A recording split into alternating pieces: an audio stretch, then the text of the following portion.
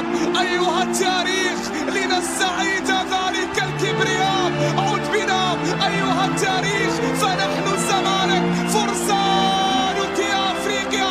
نعم نحن الفرسان يا أفريقيا. نسجل للزمالك من أجل الفوز للزمالك، من أجل أول فوز للزمالك. الزمالك قد يمرض ولكنه لا يمرض. رسميا أهم حلقات الموسم.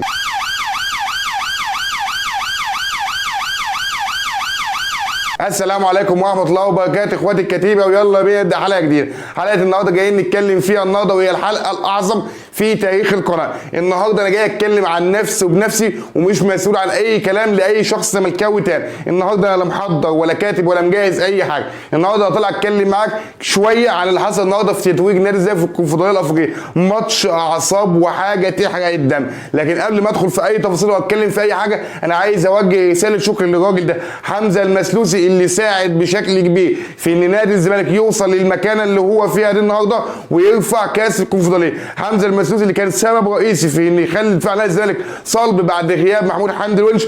المسلوسي اللي خلى نادي الزمالك يبقى عنده طاقه دفاعيه كبيره، الراجل اللي باهدافه القاتله ومش هنسى هدفه في ارض سولر اللي خلى نادي الزمالك يوصل للمكانه اللي هو فيها دي النهارده. فانا النهارده في بدايه الفيديو لازم افكر كل الزملكاويه بالراجل ده اللي ساعد زي ما قلت لك ان الزمالك يوصل للمكانه اللي هو فيها دي. ومش عايز انسى مجلس الاداره ولا الناس اللي دعمت نادي الزمالك وصفقات، لكن سيبهم على جنب لان في كلام مطول شويه هنتكلم فيه في نهايه الفيديو. الزمالك النهارده عمل ماتش يحرق الدم في الشوط الثاني، لكن في بدايه اللقاء الزمالك ضغط جدا على فريق نهضة بركان اللي بالامانه مدرب محترم لفريق نهضة بركان الكابتن معين الشعبان. وبصراحه لعيبه محترمه اخلاقيا وكلاعب، سيبك من التدخلات اللي كانت تبان عنيفه شويه او هي كانت عنيفه شويه، لكن ده من الحماس مش اكتر. وما كانش اي لاعب فيهم ناوي يأذي اي لاعب في نادي الزمالك. لكن النهارده الزمالك في الشوط الاول لما بدا الضغط كانت لعيبه نهضة بركان متوتره، وده الطبيعي لحد ما احمد حمدي ينقذ نادي الزمالك باسيست من احمد سيد زيزو عشان يريح جماهير نادي الزمالك شويه.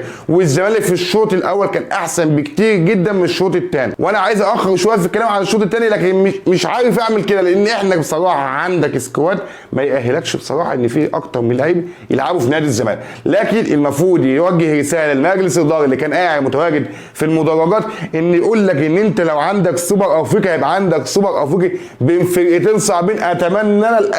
اتمنى الاهلي عن الترجي، عشان قلت لك ان انا عندي طار معاه ولسه ما حدش عارف ايه اللي هيحصل. لكن النادي الزمالك في الشوط الثاني قلت لك اداء سيء جدا جدا جدا، واكتر من لعيب ما يستحقوش ان هم يلعبوا في نادي الزمالك. ففي الاخر حكم اللقاء انهى اللقاء بفوز نادي الزمالك ان شاء الله. دي ما نقفش عندها وتكون بدايه لبطولات كتير. وده كنت عايز اوجه رساله للمحنكين اللي كانوا بيدعوا مجلس اداره السابق برئاسه الراجل ده، اللي يقول لك لو الراجل ده مشي احنا مش هناخد بطوله. تعال اتكلم النهارده شوف انت وصلت فين. مش هكلمك ان انت لسه في البدايه وان انت ممكن تعثر، لكن يا راجل انت لما كسبت الناس كلها كانت ممكن تهنأ. يعني زمان ما كانش في حد ممكن يهنئ الناس من الطرف الاخر، لكن النهارده النادي الاهلي بيرسل على الفيسبوك تهنئه لنادي الزمالك بالفوز بالكونفدراليه، ودي حاجه كويسه ما شفناهاش بقى لنا فتره طويله.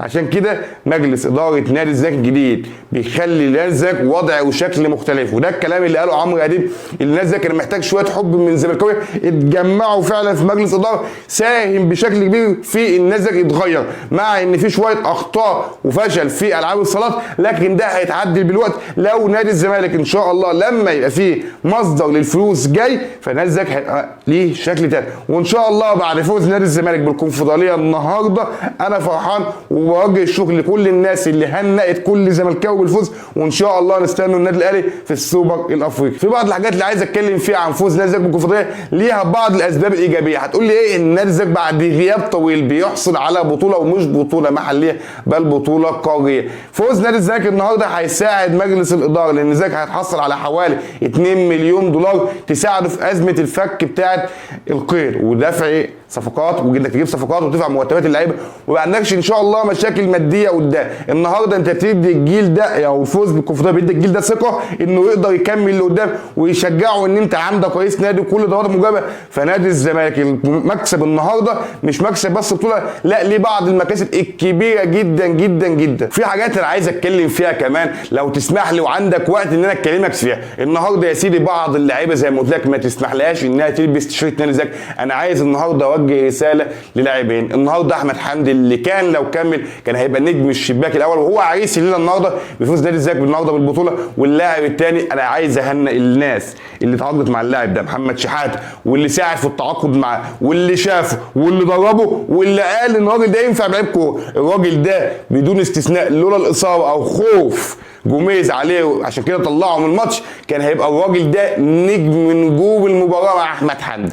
الراجل اللي ما بيبخلش بنقطه عرض. انا عايز اقول لك ان محمد شحاته طارق حامد بعث من جديد، والله العظيم الراجل اداء خرافي خرافي في نص الملعب.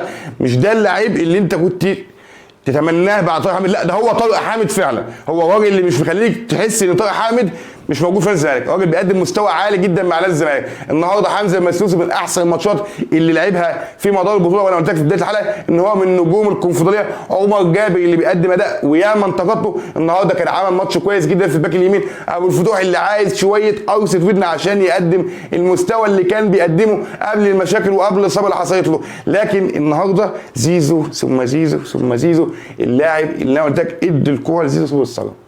زي ما عمرو اديب قال عايز تغيظه هات له زيزو. زيزو اللي عمر ما احتاجه جمهور نادي الزمالك الا ما كان موجود، الراجل اللي يعتبر شايل الجبهه الهجوميه لنادي الزمالك. لكن مش عايز اتكلم في بعض اللعيبه زي ما قلت لك اللي مش محتاجين كلام، لان انا وانت وغيرك والناس كلها عارفه ان هم ما يصلحوش يلبسوا تيشيرت نادي الزمالك. انا مش عايز اطلع اتكلم كتير لان انا دماغي بص والله العظيم مش سلطن خالص نادي الزمالك النهارده. انا مش عايز اطول عليك واقول لك كلام كتير، انت ممكن تكون عايز تبقى مبسوط بالبطوله، لكن كنت طالع اتكلم معاك في شويه حاجات وندردشوا فيها. انا هنا وصلت لملخص اخبار حلقتنا. لو اول مره تشوفني ما تنساش تعمل لايك واشتراك وتفعل زر الجرس عشان كيف لا نعود ونحن الزمالك؟